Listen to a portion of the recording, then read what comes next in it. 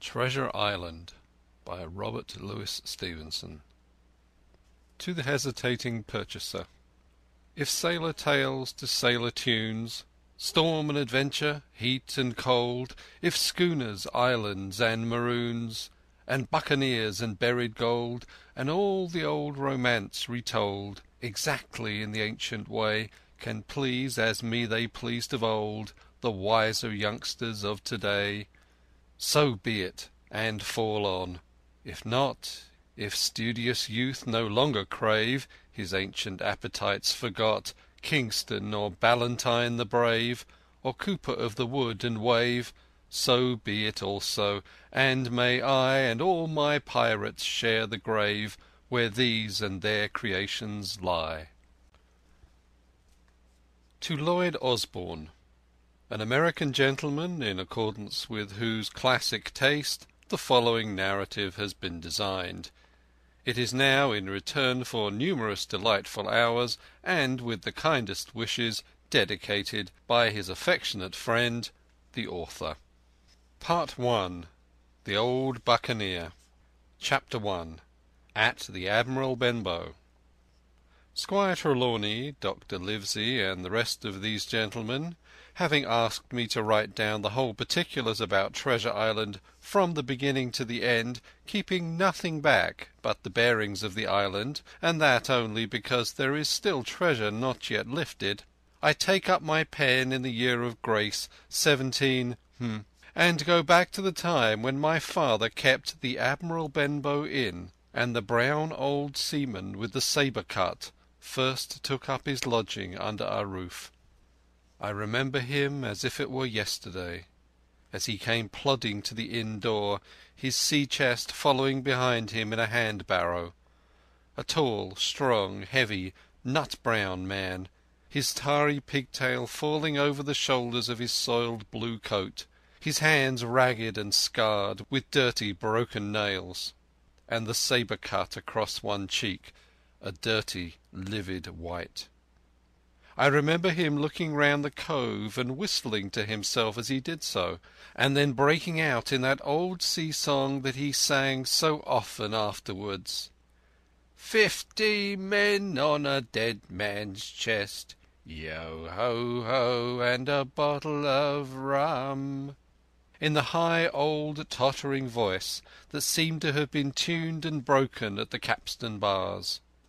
Then he rapped on the door with a bit of a stick like a handspike that he carried, and when my father appeared, called roughly for a glass of rum. This, when it was brought to him, he drank slowly like a connoisseur, lingering on the taste, and still looking about him at the cliffs and up at our signboard. "This is a handy cove," says he at length, "and a pleasant sitiated grog shop. Much company, mate?" My father told him no, very little company, the more was the pity. "Well, then," says he, "this is the berth for me. Here, you matey," he cried to the man who trundled the barrow, "bring up alongside and help up my chest. I'll stay here a bit," he continued. "I'm a plain man. Rum and bacon and eggs is what I want, and that head up there to watch ships off. What you mun't call me? You mun't call me captain. Oh, I see what you're at. There!" And he threw down 3 or 4 gold pieces on the threshold. "You can tell me when I've worked through that," said he, looking as fierce as a commander. And indeed, bad as his clothes were, and coarsely as he spoke, he had none of the appearance of a man who sailed before the mast, but seemed like a mate or a skipper, accustomed to be obeyed or to strike. The man who came with the barrow told us the mail had set him down the morning before at the Royal George, that he had inquired what inns were along the coast, and hearing ours well spoken of, I suppose, and described as lonely, had chosen it from the others for his place of residence. And that was all we could learn of our guest. He was a very silent man by custom. All day he hung round the cove or upon the cliffs with a brass telescope. All evening he sat in the corner of the parlour next the fire, and drank rum and water, very strong. Mostly he would not speak when spoken to, only look up sudden and fierce, and blow through his nose like a foghorn, and we and the people who came about our house soon learned to let him be. Every day when he came back from his stroll he would ask if any seafaring men had gone by along the road. At first we thought it was the want of company of his own kind that made him ask this question, but at last we began to see he was desirous to avoid them. When a seaman put up the Admiral Benbow, and now and then some did, making by the coast road for Bristol, he would look in at him through the curtained door before he entered the parlour, and he was always sure to be as silent as a mouse when any such was present. For me, at least, there was no secret about the matter, for I was, in a way, a sharer in his alarms. He had taken me aside one day and promised me a silver fourpenny on the first of every month if I would only keep my weather eye open for a seafaring man with one leg, and let him know the moment he appeared. Often enough, when the first of the month came round, and I applied to him for my wage, he would only blow through his nose at me and stare me down, but before the week was out he was sure to think better of it, bring me my fourpenny piece, and repeat his orders to look out for the seafaring man with one leg. How that personage haunted my dreams I need scarcely tell you. On stormy nights, when the wind shook the four corners of the house and the surf roared along the cove and up the cliffs, I would see him in 1,000 forms and with 1,000 diabolical expressions. Now the leg would be cut off at the knee, now at the hip. Now he was a monstrous kind of a creature who never had but one leg, and that in the middle of his body. To see him leap and run and pursue me over the hedge and ditch was the worst of nightmares, and altogether I paid pretty dear for my monthly fourpenny piece in the shape of these abominable fantasies. But though I was so terrified by the idea of the seafaring man with one leg, I was far less afraid of the captain himself than anybody else who knew him. There were nights when he took a great deal more rum and water than his head would carry, and then he would sometimes sit and sing his wicked old wild sea-songs, minding nobody. But sometimes he would call for glasses round and force all the trembling company to listen to his stories or bear a chorus to his singing. Often I have heard the house shaking with yo-ho-ho and a bottle of rum, all the neighbours joining in for dear life with the fear of death upon them, and each singing louder than the other to avoid remark. For in these fits he was the most overriding companion ever known. He would slap his hand on the table for silence all around. He would fly up in a passion of anger at a question, or sometimes because none was put, and so he judged the company was not following his story. Nor would he allow any one to leave the inn till he had drunk himself sleepy and reeled off to bed. His stories were what frightened people worst of all. Dreadful stories they were about hanging and walking the plank, and storms at sea, and the dry Tortugas, and wild deeds and places on the Spanish Main. By his own account he must have lived his life among some of the wickedest men that God ever allowed upon the sea, and the language in which he told these stories shocked our plain country people almost as much as the crimes that he described.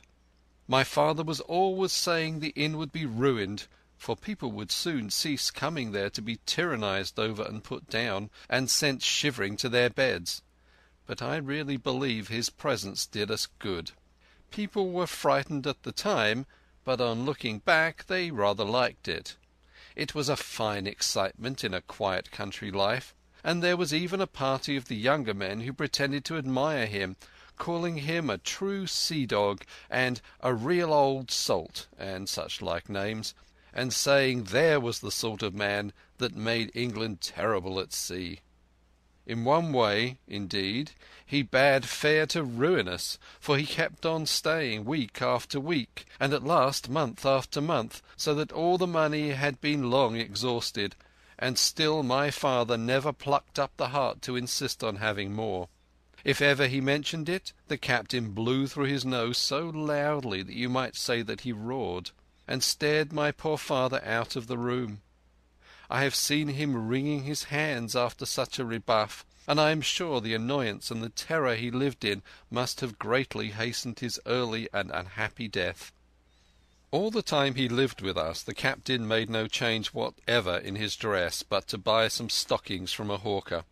One of the cocks of his hat having fallen down, he let it hang from that day forth, though it was a great annoyance when it blew.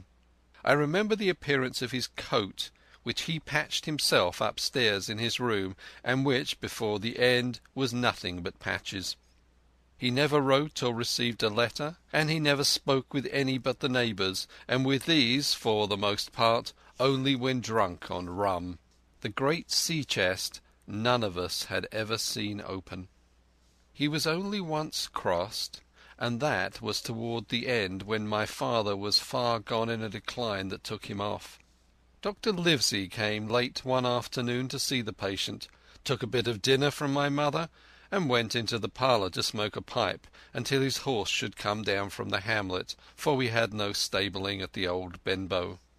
I followed him in, and I remember observing the contrast. The neat, bright doctor, with his powder as white as snow, and his bright black eyes and pleasant manners, made with the coltish country folk, and above all that filthy, heavy, bleared scarecrow of a pirate of ours, sitting far gone in rum, with his arms on the table.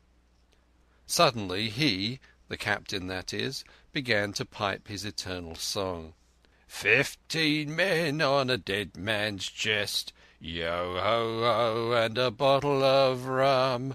Drink and the devil have done for the rest, yo-ho-ho, and a bottle of rum. At first I had supposed the dead man's chest to be that identical big box of his upstairs in the front room, and the thought had been mingled in my nightmares with that of the one-legged seafaring man. But by this time we had all long ceased to pay any particular notice to the song. It was new that night to nobody but Dr. Livesey, and on him, I observe, it did not produce an agreeable effect, for he looked up for a moment quite angrily before he went on with his talk to old Taylor, the gardener, on a new cure for rheumatics.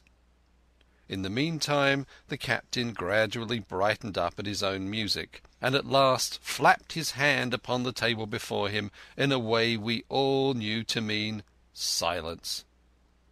The voices stopped at once, all but Dr. Livesey's. He went on as before, speaking clear and kind, and drawing briskly at his pipe between every word or two. The captain glared at him for a while, flapped his hand again, glared still harder, and at last broke out with a villainous oath. "Silence there between decks!" "You were addressing me, sir?" said the doctor, and when the ruffian had told him with another oath that this was so, replied, "I have only one thing to say to you, sir, that if you keep on drinking rum, the world will soon be quit of a very dirty scoundrel." The old fellow's fury was awful. He sprang to his feet, drew and opened a sailor's clasp knife, and, balancing it open on the palm of his hand, threatened to pin the doctor to the wall. The doctor never so much as moved. He spoke to him as before over his shoulder, and in the same tone of voice, rather high, so that all the room might hear, but perfectly calm and steady. "If you do not put that knife this instant into your pocket, I promise, upon my honour, you shall hang at the next assizes." Then followed a battle of looks between them, but the captain soon knuckled under, put up his weapon, and resumed his seat, grumbling like a beaten dog. "And now, sir," continued the doctor, "since I now know there's such a fellow in my district, you may count I'll have an eye upon you day and night. I'm not a doctor only, I'm a magistrate, and if I catch a breath of complaint against you, if it's only for a piece of incivility like tonight's, I'll take effectual means to have you hunted down and routed out of this. Let that suffice." Soon after, Dr. Livesey's horse came to the door, and he rode away. But the captain held his peace that evening, and for many evenings to come. Chapter 2